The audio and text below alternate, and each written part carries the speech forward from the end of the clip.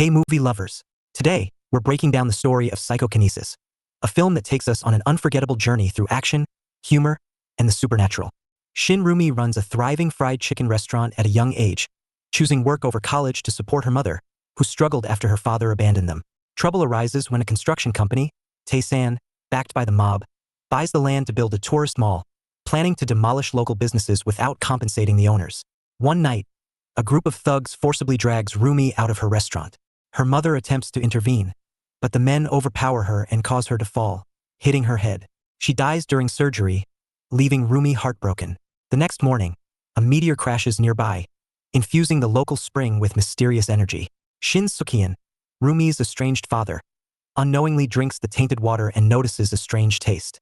He heads to his job as a bank security guard, where he is scolded for being late and steals coffee packets and toilet paper, sharing one with a cleaning lady. Later, Sukhian experiences severe stomach pain at a local market, and as he struggles, surrounding objects begin to move. He soon realizes he has telekinetic powers. That evening, Sukhian attends his wife's funeral, where he awkwardly encounters Rumi, who doesn't recognize him. The funeral is interrupted by President Min, the head of Taesan, who accuses Rumi's mother of causing her own death. Min tries to offer her condolence money, but Rumi rejects it and confronts him. Her lawyer, Jung Hyun, steps in and tells Min this should be settled in court. Min leaves, and Rumi continues to grieve with the support of her neighbors. Jung Hyun shows Sukhian the damage caused by Taesan's thugs in the neighborhood, but Sukhian dismisses him, believing his interest in Rumi is purely romantic. On his way home, Sukhian remembers the strange incident with the lighter and practices using his powers, realizing he can move objects at will. Later, he visits a nightclub and shows his abilities, impressing the owner, who hires him as a performer. The next day, Rumi and Jung Hyun meet with the prosecutor's superior brings bad news. The autopsy report isn't enough to prove foul play, only showing a bruise that could have been caused by a fall. The only other evidence they have is footage from a nearby car's security camera, but the owner insists it's fake after Taesan bought him off. Later, Jung Hyun offers to help Rumi retrieve her van, despite his other responsibilities. When Rumi returns to her neighborhood, she ignores Sukhian, who's been waiting for her after she ignored his calls. He asks her to speak privately, and once they're out of earshot, he tells her he wants her to live with him and attend college, claiming he now has enough money to support her. To demonstrate, he shows off his powers with a few simple tricks, like making a tie float and other objects levitate. Rumi isn't impressed, dismissing them as just parlor tricks.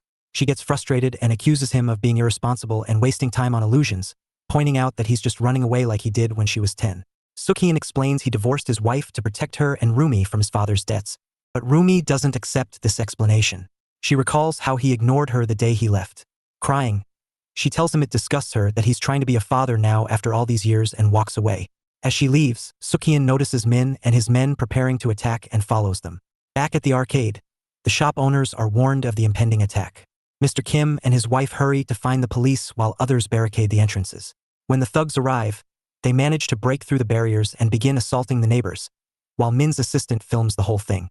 The shop owners are overwhelmed, but the situation changes when Sukhian arrives and uses his powers to fight back. He pushes the thugs away, hurling them around and throwing objects to keep them separated from the civilians. The thugs quickly grow frightened and stop following Min's orders to continue the attack. Only one thug dares to approach, and Sukhian forces him to float in front of everyone. Mr. Kim returns with the police, and all involved are taken to the precinct, where both sides start accusing each other of instigating the chaos. The officer, annoyed with the disturbance, decides to review the security footage of the event. The video shows Sukhian using his powers, so the cop dismisses it as a performance. Lacking evidence to arrest anyone, he lets them go. The shop owners are initially disheartened but quickly start celebrating once they're far from the precinct, feeling hopeful with Sukhian on their side, even if Rumi seems uneasy about his presence. Later that night, the thugs camped outside the neighborhood notice some trash floating around and flee when their car drifts along with it. It's Sukhian, using his powers to create a strong barricade around the market to protect the businesses. When Jung Hyun asks how he got these abilities, Sukhian believes they were given to him by his ex-wife so he could be a better father. Jung Hyun then explains to Rumi that her father's opposition was out of concern for her safety and that the name he gave her, meaning lowly and weak, was due to an old tradition to protect children from ghosts, not because he thought badly of her. Meanwhile, the thugs from the market return to Min, saying they want to quit out of fear, but he ignores them, more concerned about a call from the company owner, who is unhappy with the progress. The next day, Rumi gives an interview to a local channel, hoping for public support, and reluctantly agrees to lunch with her dad. She urges him to see a doctor about his powers, but he reassures her that he's fine. At the same time, Min and his assistant meet Director Hong, the volatile owner of the company. After discussing food, she calls in thugs to beat Min while pretending to be unaware, claiming she's also a victim to protect herself legally. When the topic turns to business, Hong reveals she knows about Suk-hyun after seeing the video, and Min assures her they could evict the shop owners if not for him. Hong dismisses his concerns, saying she'll handle it herself. Later, a news expert claims Suk-hyun is using shockwave weapons from North Korea. 2 days later, 2 cops arrive at the barricade, accusing Suk-hyun of theft, and despite thinking it's a misunderstanding, he agrees to go with them, only to be arrested and detained. Rumi calls Jung-hyun for help, but before he can respond, he gets worse news. One of Taesan's employees has confessed to killing Rumi's mother. This is all part of Hong's plan. She bribed an employee desperate for money to close the murder case, and then ordered Min to shut down his company and start a new one under a different name, planning to demolish the local businesses. Hong uses her police connections, and with Suk-hyun out of the way, Min and his thugs arrive with a large group of officers at the market. Jung-hyun warns Rumi to flee, but she refuses, determined to fight. Meanwhile, Hong visits Suk-hyun at the precinct with an offer: work for her company, or she'll label him a danger to the public. She jokes that a third option would be for him to win the fight, which she finds impossible. After giving him her business card, she leaves. With the press in tow, the cops try to advance on the barricade, but Rumi and the others use Molotov cocktails to hold them off. However, when the police bring in an excavator to break down the barricade, they have no choice but to retreat. In the chaos, Rumi falls and sees Mr. Kim trapped under debris. She rescues him just as the barricade explodes, pushing them away from the area. Fortunately, the other rioters find them and help them inside. As the police break into the market, surrounding every entrance, Jung-hyun calls Rumi, who is trying to keep the door shut with the others. The officers switch off the TV when they notice him watching, but Suk-hyun uses his powers to take one of their phones to keep track of what's happening. Haunted by his past failure with his daughter, he vows not to let it happen again. He breaks his handcuffs and creates a hole in his cell door. With a powerful explosion, he escapes by jumping through a window and landing near Hong, whom he takes revenge on by destroying her car.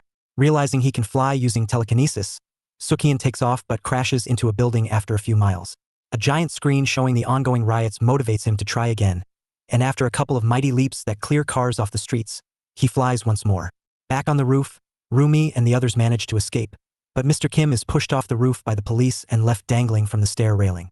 The police aim water cannons at him, causing him to lose his grip, but Suk-hyun arrives just in time to rescue him mid-air. He deposits him on a distant rooftop and returns to the scene, only to accidentally crash into a portable building on a crane. He enters the building, where more officers surround him and attack with a fire extinguisher, but he easily pushes them back with his powers. After knocking out the cops and breaking the windows with furniture, he flies off again. Meanwhile, Jung-hyun reaches a neighboring rooftop and sets up a staircase for his friends to cross. Unfortunately, Rumi is captured by police in the suspended box. A new group of officers arrives and begins attacking the shop owners, but Suk-hyun steps in and knocks them all out, while Jung-hyun helps the others cross over. After clearing the remaining officers, Suk-hyun uses his telekinesis to push the neighbors to safety before searching for his daughter. The box begins to shake, and Min orders the officers to stay, determined to arrest everyone. The crane collides with a building, and one of the box suspenders breaks, sending an officer scrambling to hang onto the door.